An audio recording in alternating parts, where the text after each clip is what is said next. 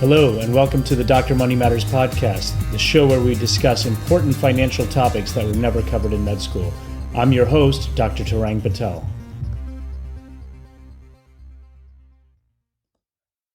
Okay, welcome to another episode of the Dr. Money Matters podcast. This is a special episode, a double episode. So I had two guests in two separate parts of Texas, and we just talked for an extended period of time. So I split the episode into two separate episodes, episode 25 and 26. So please make sure you download both of them. I interviewed Dr. David Anderson and Dr. Victor Mangona, two of the most detailed, well-respected, and helpful members of the various physician finance groups, including my own Dr. Money Matters Facebook group. There was a little technical issue with David's audio, so it may not be perfectly clear, but I think we've done a good job cleaning most of it up. But bear with it, as the content discussed on these episodes is pure gold. We're going to talk into detail. We're going to talk into pretty extensive detail about some of the concepts that we see posted repeatedly on these various forums. They include discussing tax rates, the difference between effective and marginal tax, whether you should pay down debt or you should invest, using a 529 plan to establish a legacy of education for future generations. 529 plan is the well-known college savings plan. Their thoughts on cryptocurrency. Now, this interview did occur a little bit earlier in this year, so we were still within the mania stage of the cryptocurrency run, but I think some of the lessons that we talk about are still valuable now. The necessity or the value of paying for financial advice. When should you pay for advice? We also discussed an interesting idea about medical schools paying for disability and life insurance for their students after hearing a sad story in which a young medical student passed away while on the interview trail. The GoFundMe page for this student is no longer active, but ended up raising $304,000 as he left behind a wife, two children, and one on the way. Victor also outlined a well thought out and reasoned way to use the funds to generate ongoing income for this family, but really for anyone in this type of situation. So sit back and take a listen, and I hope you learned something. I'm sure we covered topics that have been questions for many of you, and make sure you get both episodes. So without further ado, Dr. Victor Mangona and Dr. David Anderson. Okay, welcome to another episode of the Dr. Money Matters podcast. I have a different type of show today. My guests today are two of the more prolific and insightful writers on in these different physician finance groups. I have Victor Mangona and David Anderson, both in different parts of Texas. But these two gentlemen provide some of the most consistently insightful and useful feedback for the various questions that we all seem to have. And a lot of these questions, I think, pertain to most physicians, regardless of their fields. And so I wanted to get these two gentlemen on the podcast and discuss with them, because I think sometimes when we just write things on Facebook groups or social media posts, you can't always get some of the nuance behind it. But not only that, it's also nice to hear the voice of some of the people that you kind of are virtually communicating with. So Victor and David, welcome to the show. Thank you very much. Pleasure to be here. Thanks a lot for having me. I'm really looking forward to getting to be a part of this. And thanks a lot for the community for putting up with us in our very long-winded responses and our occasional GIFY and RTFM feedback. But thank you very much for having us. Well, I'm glad to be talking with you, gentlemen, because first of all, like I was talking to you before the recording started, I just find it amazing that you guys have the ability to type that much, especially if you're doing it via your phone. You guys are way better at it than I am. So.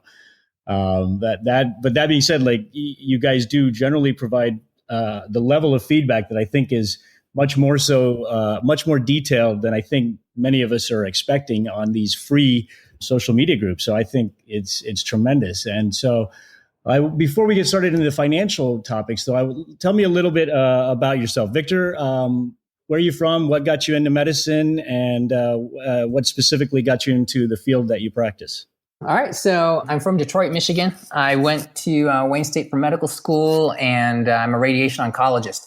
I wanted to have a specialty where I could both actually have my own patients and have longitudinal patient care, but also have a very technologically advanced field. I was an engineering major in college. I studied at Duke in biomedical engineering prior to going back to medical school. So the engineering explains engineering explains all your details. Okay. Yeah, exactly. David, how about you? Yeah, so I'm from Plano, Texas, just north of Dallas. Went to Texas A&M University for undergrad. Played football while I was there. And then I went to medical school at University of North Texas up there for nice. Residency in internal medicine and fellowship in pulmonology and critical care at the San Antonio Military Medical Center. Very nice.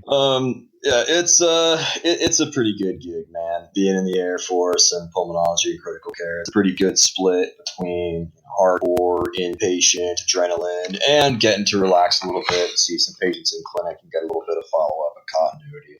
It's a pretty solid mix, and I consider myself very happy and fortunate to be there. I got some great colleagues. I don't know if anybody's listening. I don't know if y'all like money too, but it's very, very content in where I'm at, and the pay is okay. My wife does family medicine at the academic program across town, so we get a pretty good mix of dinner table topics. Oh, nice. Yeah, and I'm also in Dallas, Texas now. Okay. I ended up transplanting to Texas for fellowship at MD Anderson in Houston. I did a proton and a pediatric radiation oncology fellowship. My wife is a pediatric radiologist, and she came down with me. She went to Texas Children's for fellowship there, and we both got jobs in Dallas. She's at Children's Hospital with UT Southwestern, and I'm with Texas Oncology, private practice at their Proton Center in Dallas. Texas, baby. Yeah. There you go. That's kind of rare for an A&M guy to say, isn't it? Well, not the University of Texas. Just Gotcha. So, okay, good. So both of you are married to physicians, and do your wives work full time? Both of you? Yeah, I'll go first. My wife works full time. She has a very good gig. I mean, you're a radiologist, so she has I'm very envious of people who have shift work jobs. To be honest with you, if that's probably the one thing that I could go back and do over choosing a specialty. I love my job, but shift work is probably more sustainable long-term than a practice like mine is. But yeah, she works full-time, but she gets an academic day every week, and they have really good coverage in the afternoons and evenings. So she has pretty good regular hours. So she's able to control her lifestyle pretty nicely. Very nice. Yeah, my wife being in an academic program gets some half days of admin or program director time, whatever they want to call it, a week. She's not working at the moment. She's on maternity leave. We have a 1-month-old daughter. Congratulations. Thank you very much. Yeah, so I haven't slept very much. So if I give you guys bad information, it's because I'm not sleeping. I'm a dad for the second time again. Nice. But yeah, and so now we've gotten to deal with the horrendous state of parental leave in this country. Yeah, we could. That's a whole other discussion. That's a podcast in and of itself.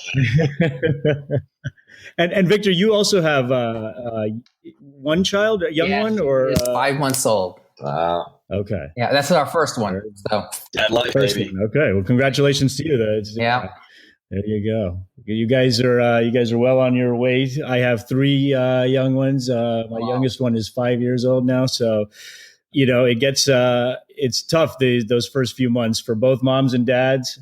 But moms, you definitely earn your stripes. It's amazing what especially working moms put up with it. And so I salute them. But anyway, so let's get to the reason I kind of got you on this podcast. First, I wanted to ask you guys though. A lot of physicians, we see a lot in these social media groups, so we kind of feed off of each other, these financial discussions. But obviously, a lot of our colleagues who probably aren't involved in these things, are not so interested in this. So what got you guys interested in these topics? How about David, you go first this time? Well, my signature on my white coat investor profile is from the movie Idiocracy. And it's, I like money because I mean, pretty much what it takes. I mean, I consider myself to be a relatively smart dude, right?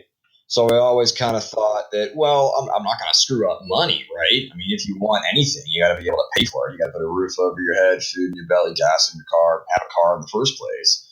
So it's like, I'm a white dude. I can figure this stuff out. And did a bunch of relatively stupid stuff like, financed a car at 5%, and let's see, took out a personal loan at 5%. Did an expensive wedding, and didn't contribute to my retirement at all, basically, until I think I was either 29 or 30. Didn't have a dollar toward my retirement. And slowly, as sort of picking things up from when I listened, I started realizing, oh wow, wait a minute, I really am doing a lot of fairly stupid stuff here.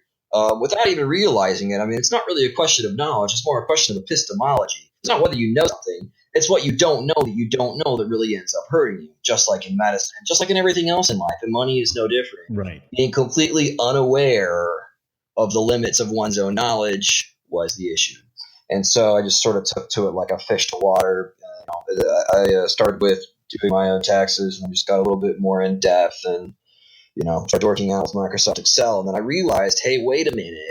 A lot of these questions have answers that may be difficult, but aren't necessarily as complex as I might originally have thought. And so what I've tried to do is somewhat of a mission. I do plan on transcending this into some form of personal financial planning business in the future. Right. That's not a secret. But I really want to be able to take this and break this down and put this into a more absorbable, learnable perspective, because the blogs that are out there are great. The websites that are out there are great. Podcasts, yours included, I love them and they're fantastic. But sometimes you really do need to sit down and put something on a learner's terms, because all learners have different learning styles. Mm-hmm. And so I really want to take that and transcend that to do it, because there's people out there that could easily have, whatever non-zero degree of financial acumen that I may have right now. Okay. But they don't know it, right? Because they're completely in the dark. They're oblivious to their own oblivion, just like I was. And I want to be able to rectify that. Okay. Victor, how about you? Well, we did mention the whole engineering background thing. So I do like to solve problems with Excel spreadsheets. I'm an Excel junkie, and numbers. I love statistics and the power that things like statistics and just numbers can solve for you in real life. But some people know this, but actually my brother's a financial advisor. And so I had some initial understanding of that side of financial management going back, since he started, which was basically when I was in college. And I had no interest in it back at that time, but I've been around it for a while. And then ultimately it became a thing of, from the engineering standpoint, efficiency. And to me, I just, if I'm going to make $1, I want that dollar to be as efficient as possible.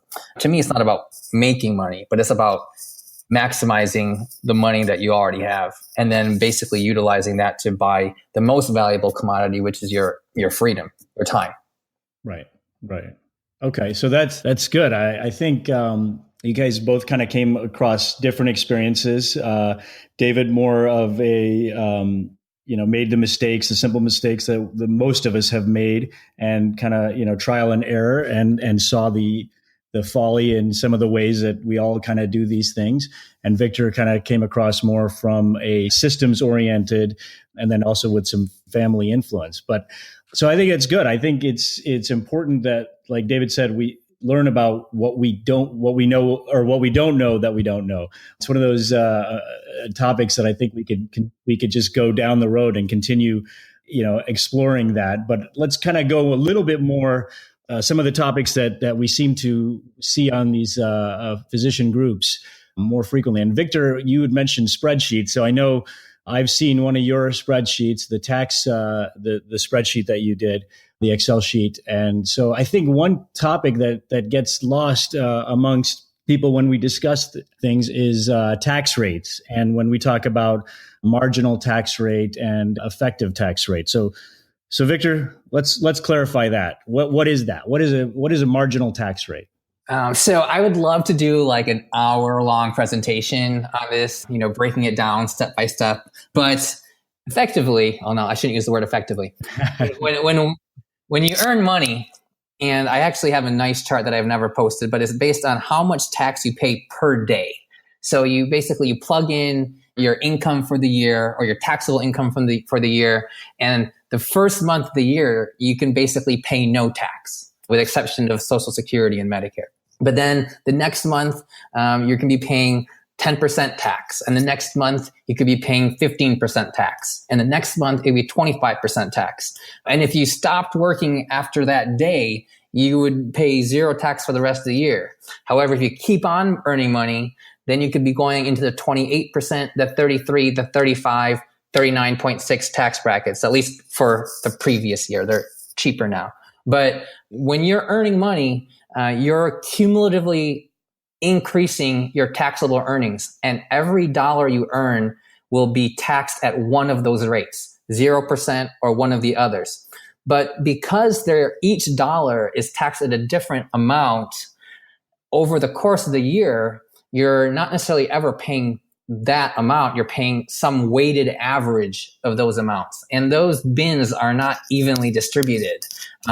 They are small at the very beginning, and then they get a little bit wider, and then it's infinitely long at the highest tax bracket. So I actually think about this during the year, and I become less and less motivated to earn money, because with my wife's income combined, we basically, the last few months of the year, half of your hours of the day, you're working for the government. You're a government employee, Right. And every additional dollar we earn, an extra almost 50 cents is going to the government. So ultimately, it disincentivizes people to earn more when you're that high, which is one of the downsides of it. But on the plus side, if you're really low income, you can basically keep most of your money, which most of us did until we started making it bigger. So overall, in summary, the effective tax rate is your weighted average amount for the whole year, and your marginal rates are what you're earning at the last dollar of the year. That is your federal marginal tax rate. Okay. And the reason why this comes up so much is because the Roth versus pre-tax debate goes on ad nauseum. And when you're putting money into a Roth account, it is going into your Roth account at your marginal rate. But when you take money out of a pre-tax account, you have to go through the brackets all over again. So you could get money out at 0% or 10% or 15%, whereas it would have gone in at 40%. And so you get that tax arbitrage between those rates. Good. Right. And I think when you describe the marginal rate as being the way you said, the time of year. So for example, January, February, March, you're getting taxed at a much lower rate. And like you said, towards the end of the year, it's you're much less motivated because you're actually realizing that half your income is going to the government. I think that's a way that, we kind of look at it, but if you actually put it, in a more structured way, I think people would really start understanding that they need to get their income, if possible, in a more efficient, tax efficient manner, if they can. Obviously, employed people like myself or military people, have a little bit less flexibility in that, but it is definitely something to consider. So I'm glad that was a good explanation, but it is something that kind of keeps coming up and is a very confusing term for people. So, we'll talk a little bit about the tax rates again, but let's talk about another thing here. And David, I'm going to have you talk a little bit about this. The way in which people, debate on, well, should I pay off my mortgage? Should I pay off my student loans? Should I put money in my Roth or my, work retirement account? How do you assess that in a kind of structured manner? This is an outstanding question. In fact, this is probably one of my favorite subjects to think about when it comes to personal finance. We as physicians are in a fairly unique position that we come out with so much debt, earning so little for a few years, and then in general, mostly across the board, end up making a fairly high amount, at least as compared to the average American. Even the lowest earning specialty is still earning about 4 times greater than the average American. I think the lowest earning specialty is about $206,000 as I saw the latest Medscape. And I think the average American household has a median income of about $59,000 a year. So about 3.5, 4 times as much as the average. And again, the biggest thing is pay off, invest versus pay off debt. the White Coat Investor, Jim Daly, MD, one of my favorite online personalities in the area of physician finance. I think the fourth or fifth highest all-time poster on his forum site. But anyway, he made what I feel like was his best blog post ever on New Year's Day, which summed up the argument. So I tend to take a perspective of debt that a lot of people actually don't seem to agree with. Well, again, it's based entirely upon the numerical values of them.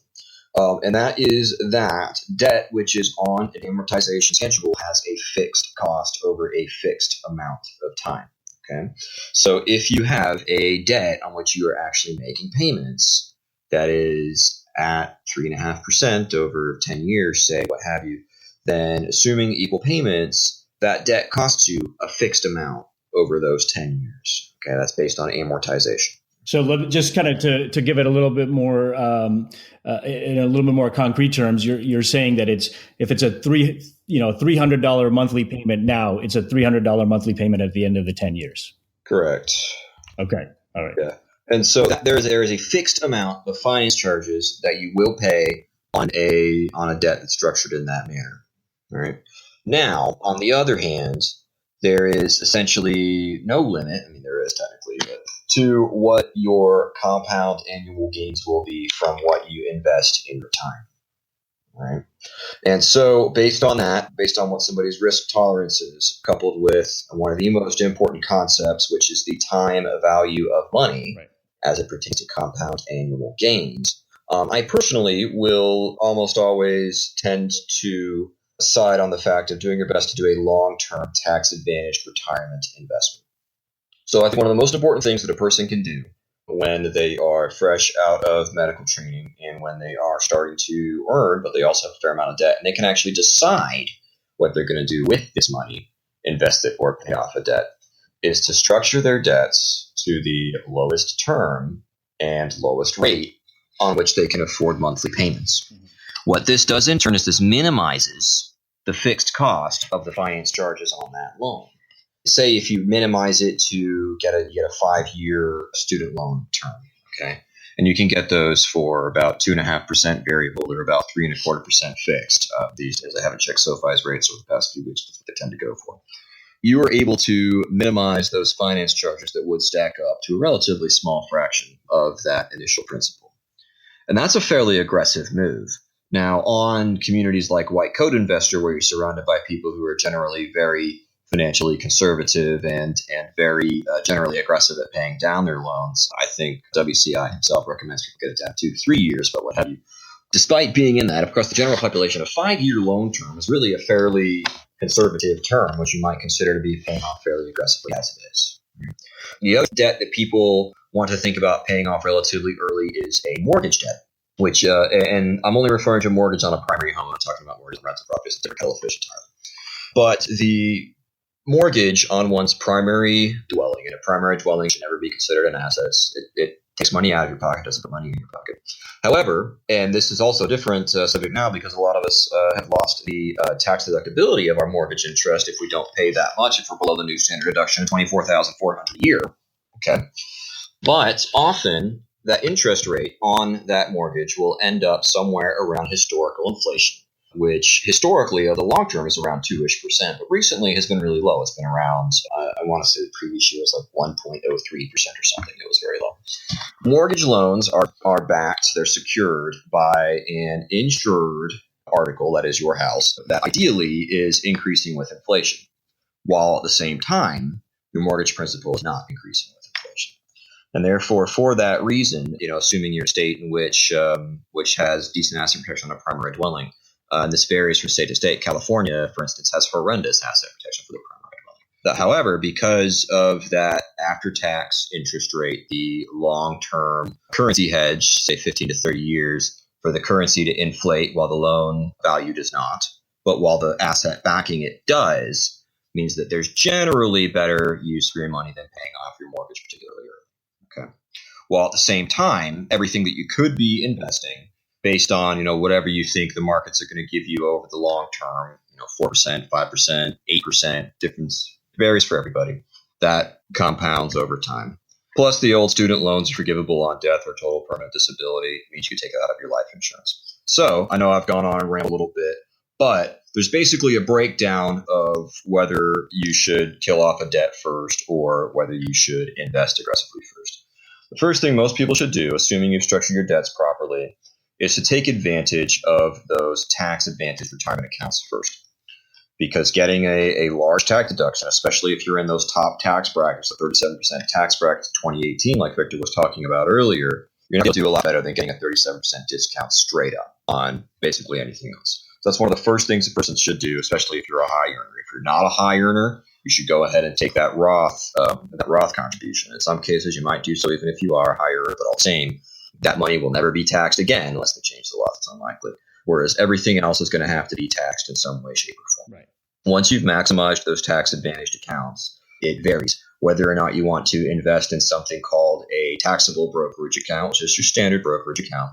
You make that with after-tax money, and then as that money grows, I know you guys know this, but as that money grows, if you get a dividend on it, you pay taxes on that. It comes out of that, and then you pay taxes at a lower capital gains rate when you sell it. Okay. Another thing that people can choose to invest in alongside whether they're going to do that or pay down their loans is something called a 529 account, college savings account. This can work similar to a Roth if it's withdrawn for qualified educational expenses. However, it doesn't have the same time frame of compounding that your Roth IRA or any Roth retirement account will, because it's probably only going to have about 18 to 20 years of growth on it. Whether a person should take whatever sum they have and pay off a debt with it or invest it in taxable is like going to the gym and deciding if you're going to do bench press or squats. You're still at the gym. You're still at the gym. You're still going to get swole. You're still going to make gains. You're still at the gym. Okay. So if the question is whether or not you're going to, pay aggressively on your 5-year 3% student loan, or you're going to, finance a Ferrari or something. Well, okay. All right. One is an investment, whether it's in the reduction of debt or the increasing of your assets, whereas the other is a consumption. That money's going out into the ether. Right. All right. So that's different. Some people like to do it by percent. I have a rule of thumb with my percents that I use. So basically, if I have a debt that's at 0 to 2%, that's basically below the rate of historical inflation. So even if I'm not investing instead of taking that, I'm essentially going to be gaining money on it. Right. Because my future currency is going to be worth less than what the debt is right now. I'm letting that one go. 2 to 4%. Right. Technically, I should probably be working to pay that off, but I should certainly be able to beat that in the market. Now, of course, the market's not necessarily predictable. You can lose money in the market. This is whether it's stocks, bonds, whatever you invest in. But it's pretty dang likely the market's going to be 2 to 4% over that term. Mm-hmm. So I would invest that. 4 to 6%, I think, is a bit more of a toss-up. All right, that's really alone the likelihood of beating that. If somebody, and I know this is not a completely true mathematical analogy, I make this argument against myself all the time, but I'm going to make it just to be the devil's advocate against myself. I assure the psychiatrists in the audience that I'm not schizo. Right. But at that rate, the likelihood of getting that back every single year is not as high. So an aggressive person, a risk-tolerant person could decide to invest that, but the safer thing would probably be to go ahead and pay something off at 4 to 6, but I still think it's a toss-up. Then greater than 6%, that's a loan that, first of all, why do you have a loan at greater than 6%?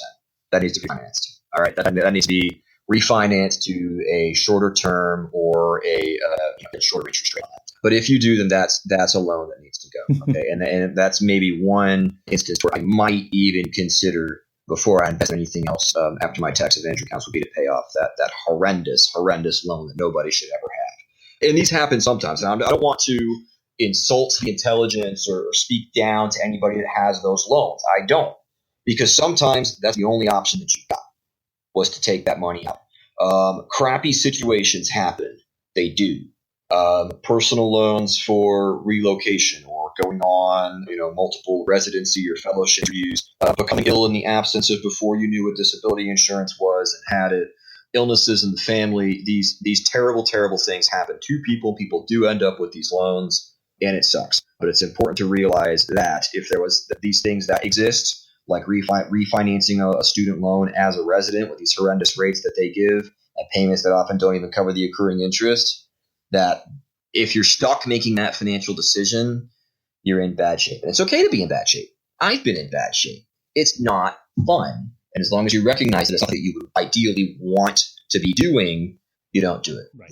I've probably overgone my time. I've probably beaten this horse to death. No, it's all right. But that's those percent rules of thumb: 0 to 2, 2 to 4, 4 to 6, and over 6 is basically what I would use to base most of my decisions after I filled up my tax advantage space. Okay, I think those are good rules of thumb. I got a question for David though. Do you scale that with inflation? That's a good point. So that's sort of why I went ahead and put that hedge right there at 2%, just because I would consider that to be if you average the historical rate of inflation, right, it's close enough to 2%. Okay, I think it no, might but be I mean like the higher rate. Like let's pretend inflation is like 3% this year. Mm-hmm. Do you move everything else up 1%? It would be reasonable to do so. Okay, that's curious. Yeah, because back in the early 80s, I mean, interest rates were nuts, right? Yeah, like 15% mortgages. Yeah. I mean, because they were just coming off of stagflation, right? Right. Yeah. Coming out of the 70s, but that not only was your currency becoming worth less and less, but you're associated with economic stagnation on top of that. So not only did you have horrendous increases in your consumer goods, but you're dealing with the ratchet effect. Okay, so yeah, you want to drop the prices, but you're still stuck with inflated wages and you're not going to be able to drop that down. But anyway, I don't know what inflation is going to be. All right. I don't think anybody can really tell you that. We might think that, we could easily get some inflation coming on the horizon with decreased tax rates, a lot of the credits of the recent tax plan, which is, again, entirely different kettle of fish. I think this is going to lead to some form of inflation of the dollar. If that's the case, I don't really know. I may actually have to crack open a book and see what the heck I think I might do to scale that down after that. But with your current debts, and what Victor is getting at here is that a higher rate of inflation benefits the debtor of fixed rate debts. So if I'm holding my 4%, say I've got a student loan at 4%, inflation this year is 2%, yeah, it's still going to benefit me to pay that loan. But say inflation ends up going up quite a bit, inflation goes up to 5%. Do I really want to use a 2019 dollar to pay that versus a 2022 dollar to pay that while I go ahead and put my 2019 dollars into something that will continue to bear returns or compound returns over time? Right. And I think exactly. Sorry, go ahead. So I think that's a really good point. And it's something that you constantly have to be assessing for whatever your inflation may be. And I personally am willing to take market risk in order to be able to gain compound gains over time than I am to try to eliminate my lower interest debts and going beyond just the upper bound historical inflation. Personally, I get a little bit more liberal with it because I know what the fixed cost of my simple amortizing debts are, averaged out over their term, and I generally accept that fixed cost over time. And don't really want to take my 2018 dollars to reduce what that fixed cost of those debts are. It would prefer to do my best to allow to those to earn for me over time. Inflation is will be somewhat baked into your market gains as well. But I mean, at the same time, that's not multiplicative. That's additive, or at least in backwards. So if 2% goes down by 2%, then it's zero. So it's gone down 100%. But if you drop 6% by 2%, you only dropped it by a third, not by all the way. So, and again, sorry for getting these questions down. So one point that you had made a bit earlier on was about the 457 plan, and it's not the same time span that like a Roth IRA would be. One of the interesting suggestions that people were talking about was that maybe you fund the 457, but not necessarily for your child right now. If you started right now to 18 years when they go to college, but you fund it for a future, like almost setting up as an endowment. So you're talking about a 30, 40-year period of tax-free gains, and then maybe your grandchildren or whatever, whoever, could benefit from it later, where you have a much longer period of growth. Any thoughts about that? Yeah, so I'll tell you this. So we're talking about the 529 here. I'm sorry. I meant 529. Yes. So I've thought about this a long time, and I think it would be amazing if everybody just funded their grandchildren's education, or their great grandchildren. If you think about it, if you just put in, let's say, $10,000 of today's money, and you had that go for 40 years. And doubling every 10 years based on a 7% compound annual growth rate adjusted for inflation. So that'll be 10, be 20, 40, 80, $160,000. That would fund pretty much all public school tuition in the United States, and That's brilliant. pretty much get you coverage for probably a lot of private schools too, with just $10,000 today. Now, that's with a 40-year time span. If the average person's having children at age, let's say 30 now for professionals, and then so you're having grandkids and you're like 60 years old, that 160,000 doubles 2 more times. You're up to $640,000. So you could get by with just putting $5,000 and you'd be still getting $320,000 funding undergrad and medical school, for your grandkids. So if we just actually had the willpower to all invest early enough and continue letting it compound over a very long period of time, education would basically be free. Right. So that's, that I think was a, because most of us who just kind of put it in the traditional 529 accounts, and they follow a glide path to get a little bit more conservative as your child gets older or closer to college. And that's how I had thought about it. But when someone had brought this idea up, I was like, well, that's really a good way, because there's no real reason that you couldn't let it grow beyond this point. So I think it was an interesting topic that someone brought up, and I just thought, let me mention that a little bit. But let's go back now. We're talking about debt and stuff like that, and paying off loans and things. But what, in your mind, Victor, is good debt? So good debt is any debt or any amount of money you owe anybody or anything that gets you more money in the short term or long term in any way, shape, or form. So if it's educational loan money, that money that's for medical school, at least in particular, because it's a large amount of money and it's directly utilized for simply one reason, for being a doctor, that is an investment. Okay, so a lot of people on the forums are very fixated on cutting expenses and spending as little as possible. And I know a lot of this comes from decreasing fees, and because decreasing fees increases your output, in a sense, when we're talking about like index funds.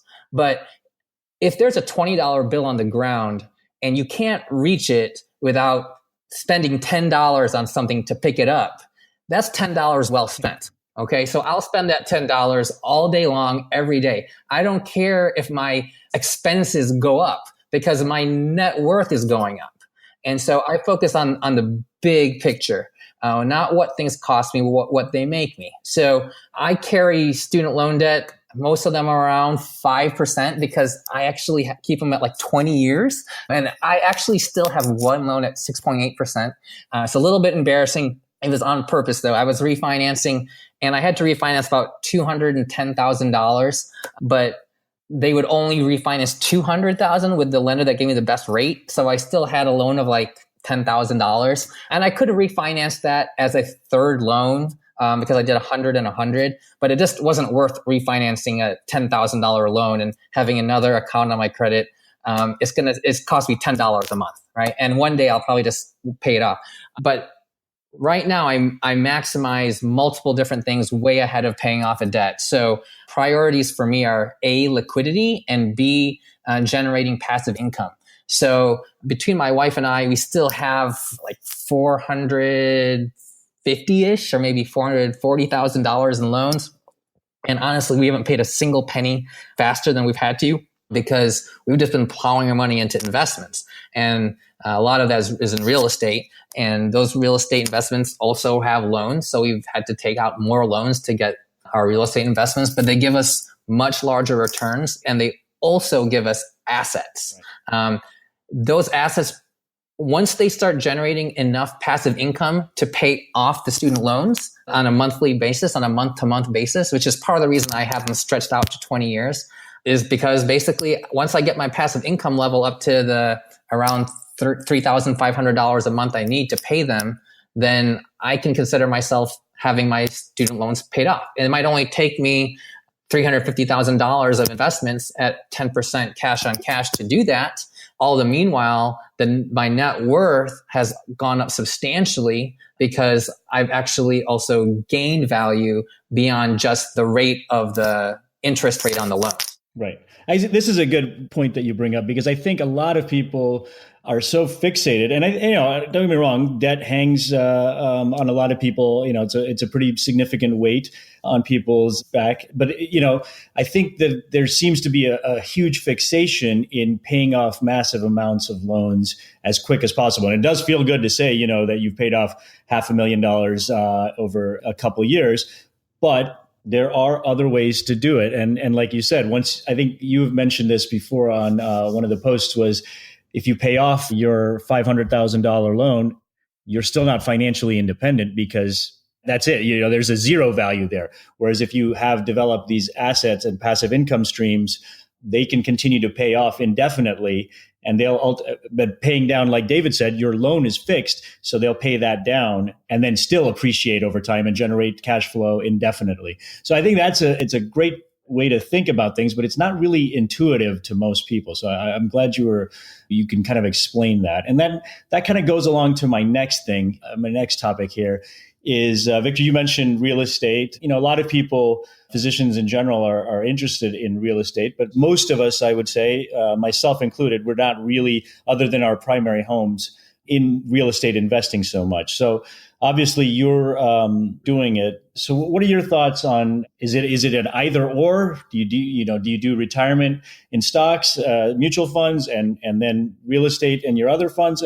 What are your thoughts on the kind of asset allocation and what you do in general with that? All right. Excellent question. So I just want to touch on one more point from the previous, which kind of leads into this.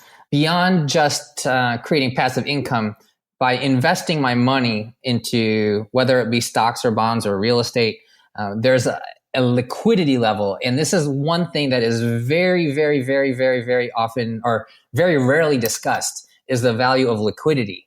Student loans are the most illiquid investments, quote unquote, that you could possibly ever have. You put $1 into a student loan, you will never get that dollar back. It's irrevocable. Mm-hmm. So if you lose your job, you can't go back and pull out that $300,000 I just paid to my student loans over the past 2 years while I was making money. Right. Whereas if I had invested that $300,000, I could actually tap into that. So there's a very big value in having liquidity. Now, this kind of also goes into real estate, but in terms of my asset allocation overall, I kind of follow Swensen, who is the very famous guy who runs the Yale endowment, endowment, which is worth an incredible amount of money. Right. But he basically allocates it 50%. I don't want to say this wrong, but basically 50% equities, mm-hmm. Okay, and 50% non-equities. So, and of the non-equities, about I think 20% is real estate and 30% is bonds. I think 15% in regular bonds and maybe 15% in tips. I'm not exactly sure, mm-hmm. But in general, it's 50-50. Okay.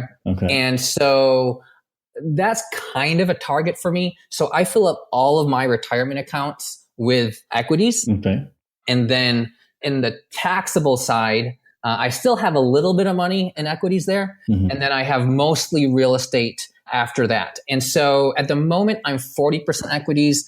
And as a bottom level, I don't want to go lower than 30% equities. Personally, I'm going to try to keep 30%. It'll depend more and more how much real estate I end up doing and how involved and active I want to participate in that.